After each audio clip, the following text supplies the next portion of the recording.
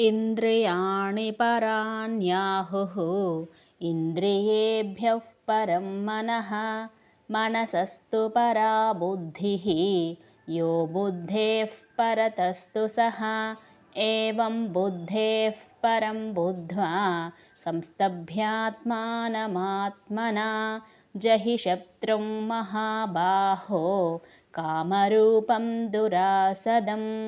ఈ దేహం కంటే దీనిలోని ఇంద్రియాలు గొప్పవి, వాటికంటే మనస్సు గొప్పది, దానికంటే బుద్ధి గొప్పది అని పెద్దల నిర్ణయం. అలాంటి బుద్ధి కంటే పైవాడు పరమాత్మ.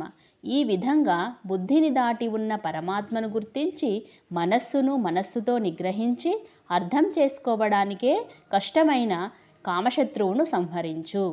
ఓం తత్సదితి. శ్రీమద్భగవద్గీతాసు ఉపనిషత్సు బ్రహ్మవిద్యాయాం యోగశాస్త్రే శ్రీకృష్ణార్జున సంవాదే కర్మయోగో నామ తృతీయోऽధ్యాయః.